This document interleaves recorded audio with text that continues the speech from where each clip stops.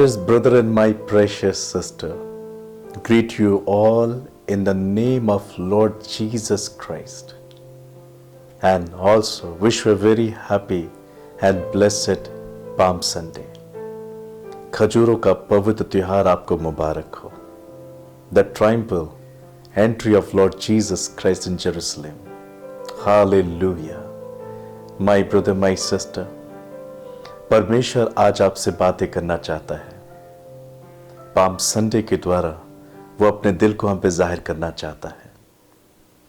Bible ऐसा बताती है मरकुस 11 अध्याय के 1 से 10 पद में प्रभु यीशु मसीह ने अपने चेलों को आज्ञा दी और उनसे कहा, सामने के गांव में जाओ, वहां तुम्हें गधी का बच्चा बंधा हुआ मिलेगा, उसे खोलकर मेरे पास ले आओ. और जब चेलों ने ठीक वैसा ही किया जैसे कि प्रभु यीशु मसीह ने उनको आज्ञा दी थी, वो एक गधे को लाकर, वरन गधे के बच्चे को लाकर यीशु मसीह को उन्होंने समर्पित किया. लोगों ने अपने कपड़े उस गधे के ऊपर डाल दिए और प्रभु यीशु मसीह उस पर बैठ गया. बाइबल बताती है कि बहुतों ने खजूर की डालियां लेकर उसके मार्गों में बिछाई. बहुत सारी भीड़ जो उसके आगे और पीछे जाती थी वो इस प्रकार से उसकी महिमा कर रही थी. मरकुस 11 अध्याय और उसके 8 पद में लिखा है, तब बहुतों ने अपने कपड़े मार्ग में बिछाए और खेतों में से डालियां काट काट कर फैला दी. जो उसके आगे आगे जाते और पीछे पीछे चले आते थे पुकार पुकार कर कहते जाते थे, होशाना, धन्य वह जो प्रभु के नाम से आता है. 10 पद में इस प्रकार लिखा है, हमारे पिता दाऊद का राज्य जो आ रहा है, धन्य है आकाश में होशाना. माय ब्रदर, माय सिस्टर, हमें ध्यान देना है शब्द होशाना पर. भजन संहिता 118 और उसका 25 पद इस प्रकार से वर्णन करता है. दाऊद कहता है, हे यहोवा विनती सुन और उद्धार कर. हे यहोवा विनती सुन और सफलता दे. यह आंसू के साथ की गई दाऊद की प्रार्थना थी जिसे वह अपने उद्धार को पाने के लिए परमेश्वर से कर रहा था. हाँ, अपने जीवन के संकट से आजाद होने के लिए, उसमें सफलता पाने के लिए वो प्रार्थना के द्वारा परमेश्वर के सामने रो रहा था. और ठीक इसी प्रकार से इज़राइल के लोग, यरूशलेम के लोग, यहूदी लोग रोमी सेना के अत्याचार से बहुत परेशान थे. वो उस गुलामी से बहुत परेशान थे. जब इस प्रकार से वो होशाना होशाना कहकर प्रभु यीशु मसीह के लिए चिल्ला रहे थे, तब वो कुछ इस प्रकार से प्रार्थना कर रहे थे, Lord listen to our prayer and give us a salvation. हे प्रभु, विनती सुन और हमारा उद्धार कर. हमें गुलामी से, अत्याचार से और पीड़ा से आजाद कर. हाँ प्रियो, इस बड़ी भीड़ को प्रभु यीशु मसीह में एक उम्मीद नजर आई थी. उम्मीद एक राजा की. बाइबल ऐसा बताती है, यशाया 9 अध्याय और उसके 7 पद में, उसकी प्रभुता सर्वदा बढ़ती रहेगी और उसकी शांति का अंत ना होगा. इसलिए वे उसको दाऊद की राजगद्दी पर इस समय से लेकर सर्वदा के लिए न्याय और धर्म के द्वारा स्थिर किए और संभाले रहेगा. सेनाओं के यहोवा की धुन के द्वारा यह हो जाएगा. इजरायली यहूदी लोग इस बात को अच्छे से जानते थे कि परमेश्वर उनको उनकी गुलामी से आजाद करने के लिए एक उद्धारकर्ता को भेजेगा. हाँ, परमेश्वर उसे दाऊद का सिंहासन देगा और वो सदा सर्वदा उस सिंहासन पर विराजमान होकर राज्य करेगा.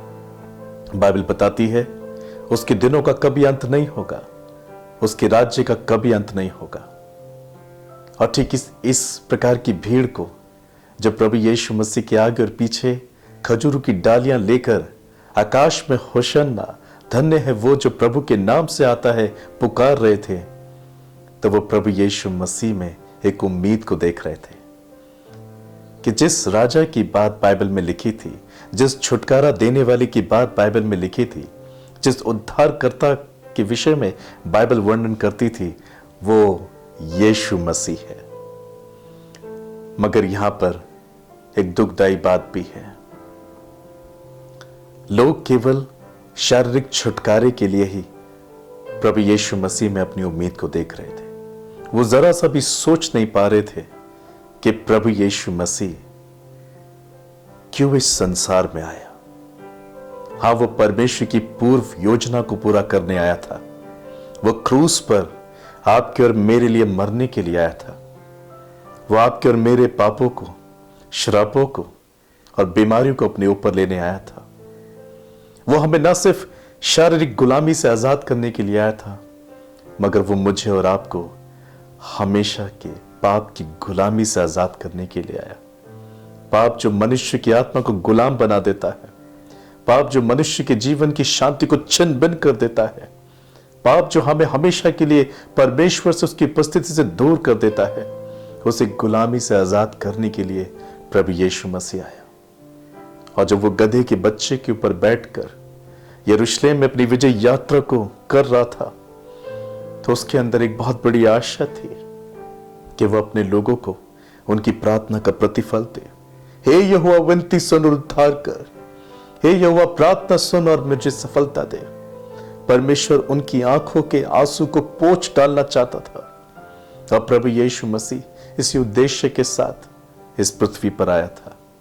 मगर दुख के साथ कहना पड़ता है, उस वक्त के यहूदी, उस वक्त के इज़राइल के लोग परमेश्वर के मन को, उसके मर्म को नहीं समझ पाए।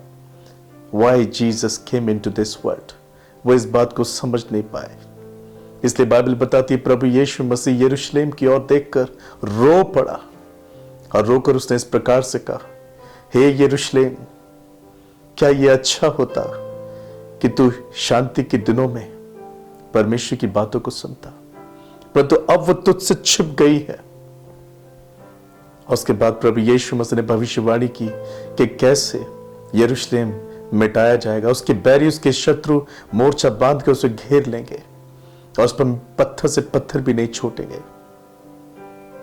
प्रभु यीशु मसीह आज आपके और मेरे जीवन के लिए भी इस योजना को रखता है। वो आपको और मुझे अनंत जीवन देने के लिए आया।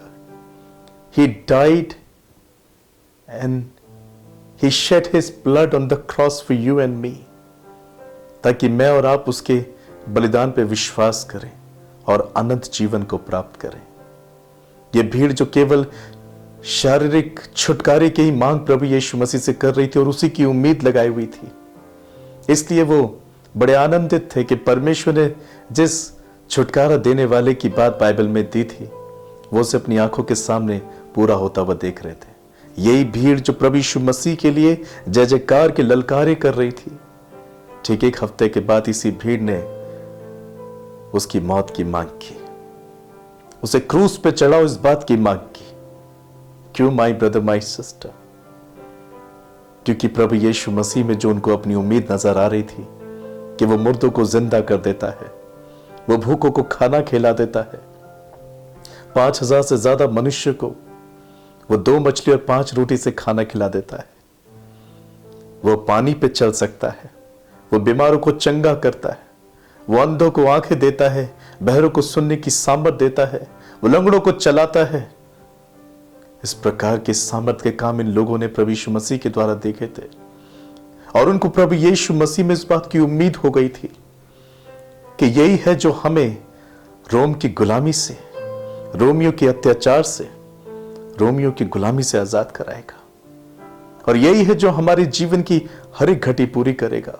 जब हम बीमार होंगे वो हमें चंगा करेगा, यदि हम मर भी जाएं तो वो हमें जिंदा करेगा, यदि हम भूखे हो, अनाज की घटी हो, तो वो हमारे लिए चमत्कार करके हमें राशन देगा, हमारी घटी कमी को पूरा करेगा।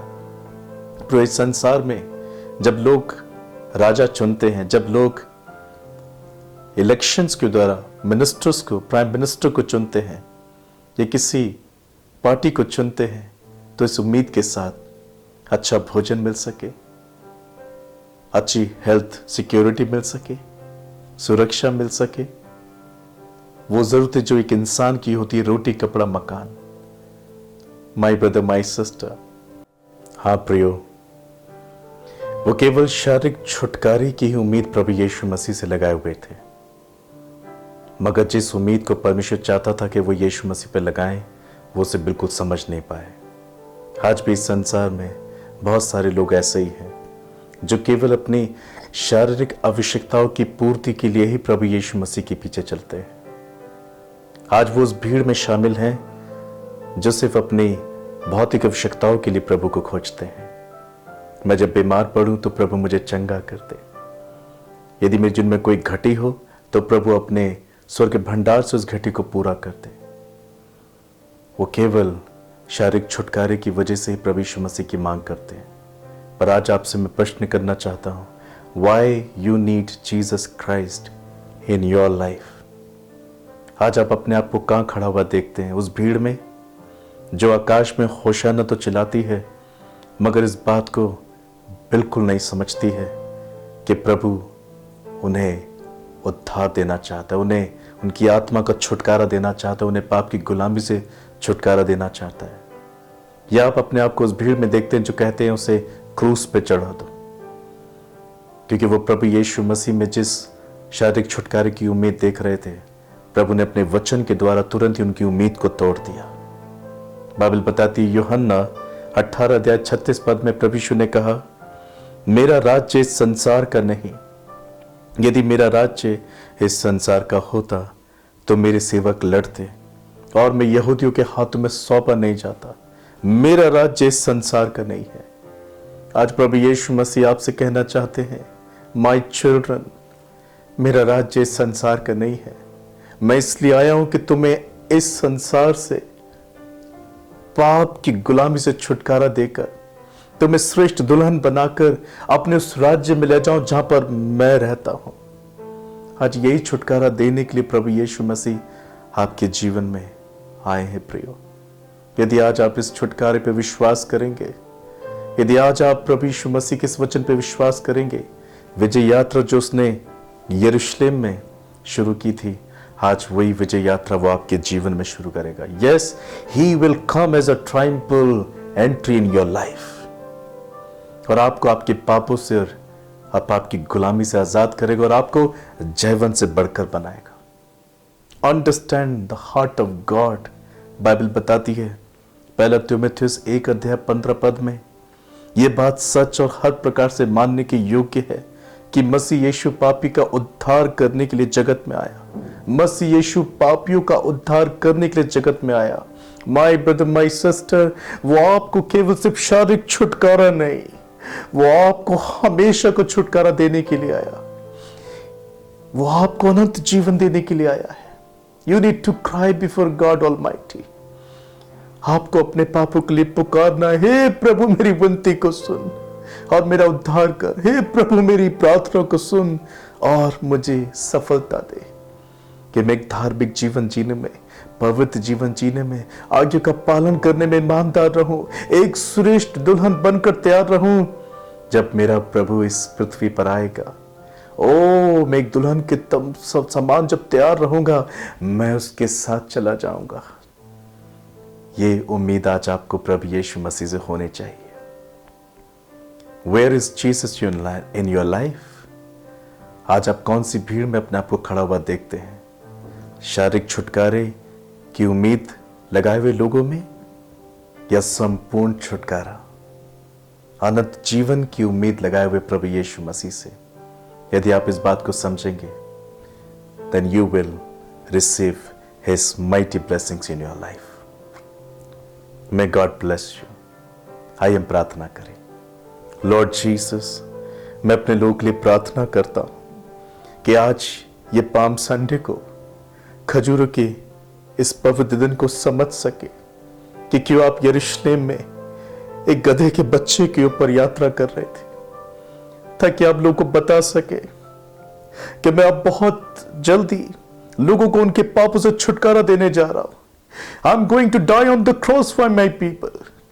आज लोग जाने प्रभु कि आपने इनके जीवन में भी विजय यात्रा को करना है, ताकि आप इन्हें इनके पाप से आजाद करें।